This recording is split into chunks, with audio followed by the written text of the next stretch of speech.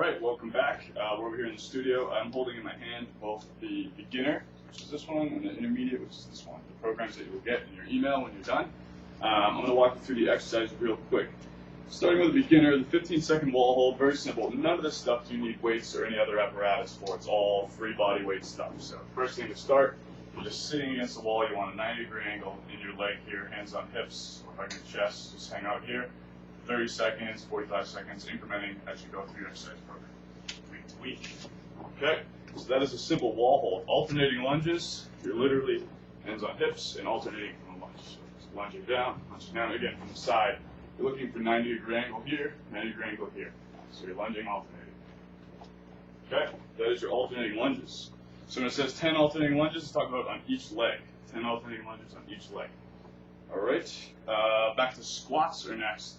Squats are very simple. Again, they just look like this. The one thing you need to really be careful of on this, no forward knee action. You're going to bust your knee that way. So stick the butt out, hands forward to counterbalance. Those are your squats. Hands in front, sitting down just like you're in a chair.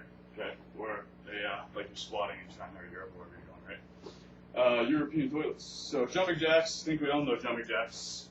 Literally just here. Those are jumping jacks. Pretty simple. Let's see. Push-ups.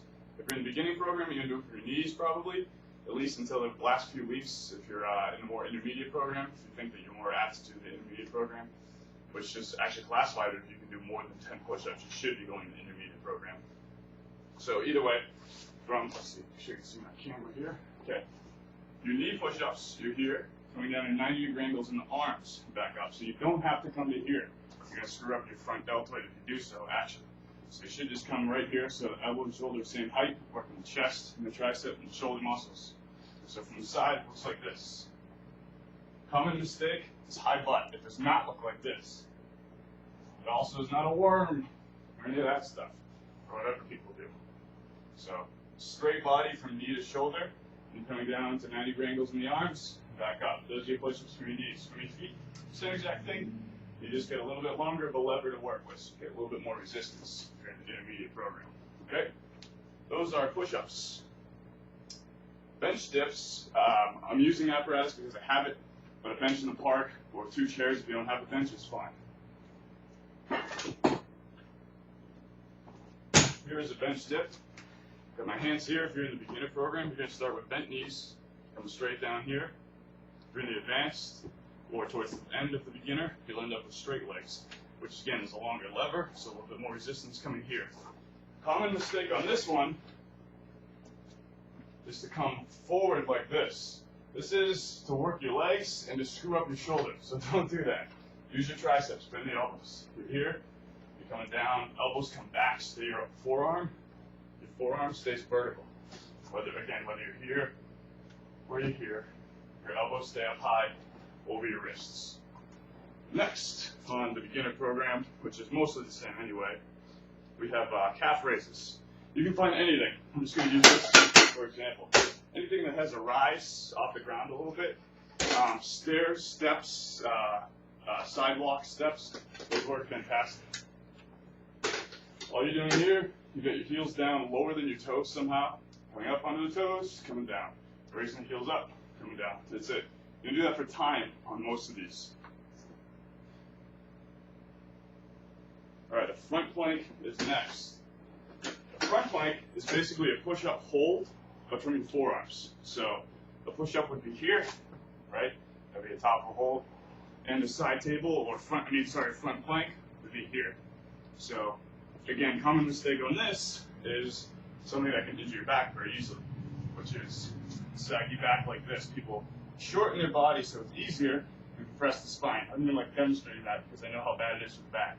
So you're here, making a little bit of a C round with your back by tucking your belly button in hard to your stomach.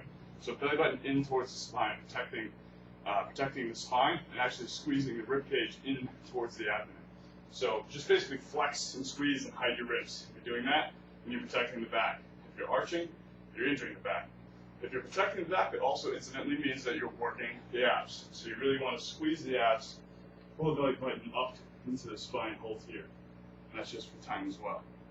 Okay? If you really have to, you're in the beginner program, you're not ready for that yet, there are two ways to kind of cheat out of this a little bit. Either high butt, which you don't want it too high, or else you won't feel any abs, or you can do it from your knees. So either from your feet, high butt, or from your knees. Knees are easiest. This is hardest. This is a little easier. This is the easiest. Okay? Let's see. What else do we have? Going over everything. You got your walking. So let's talk about a 5-10 minute walk. If you're on a treadmill, a 2 is considered a walking. 2 miles per hour is considered walking. So as long as you're completing a 2 mile an hour walk, one way or another, you are walking.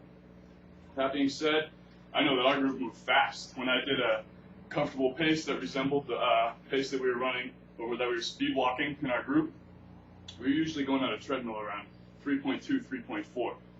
So if you can condition yourself up to a 3.4, that would be a great idea before you head off to China or wherever you might be going. Let's see, any more modifications? Bench dips. That is it for the beginner program. Intermediate. Is there any adjustments you need to know? I believe there's a couple. 2 things on your lunges. You see that there's little stars here, and there's double stars showing you kind of some alternative exercises. The 2 that are really even noted there are for lunges. So, you guys before were doing the alternating lunges like so. If you're in the advanced program and you're getting to a certain level, first of all, you'll do really well, and you'll be fine, ready to go on this trip. But you're also, you can challenge yourself a little bit more, get a little bit more out of the workout by pushing from the legs from your bottom lunge, straight up and switch legs. Straight up, switch legs. So jump, switching lunges. Alternatively, the one other modification we have